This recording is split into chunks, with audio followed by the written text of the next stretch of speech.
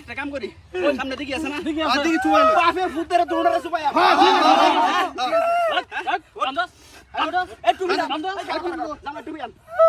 আমার একটা কথা শুনবেন, আমার একটা কথা শুনবেন, আমগো পুষ্টিমি চুবাইয়ের না আর আমগো যৌতুক মৌতুক লাগবো না। কি করে আমি বিয়ে করতাম আমার আমি বিয়ে করতাম আমার শিক্ষা হয়েছে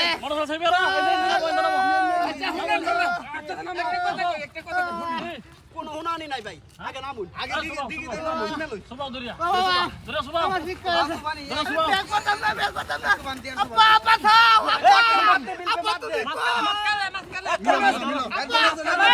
ওই আমার আপা আমার একটা কথা শুনে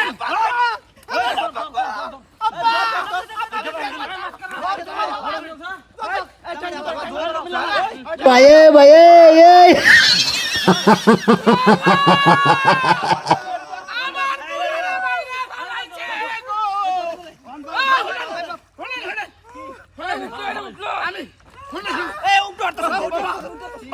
কি যে করি ওই তোরা খারাপ একটু এই হন আর যৌতুক চাইবে তোরা এই আমি চাইবো না কিন্তু আর জীবনে আমার আরো দুইটা পোলা আছে, আমি একটারও যৌতুক নিতাম না।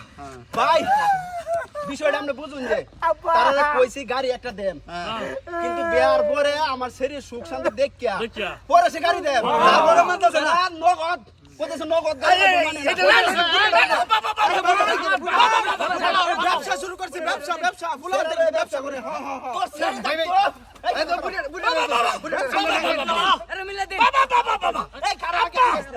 আব্বা আব্বা আব্বা আমার কথা আব্বা আব্বা তোর আব্বা হলো তো ব্যবসা করে আপা বিয়ে করতাম আমি বিয়ে করতাম না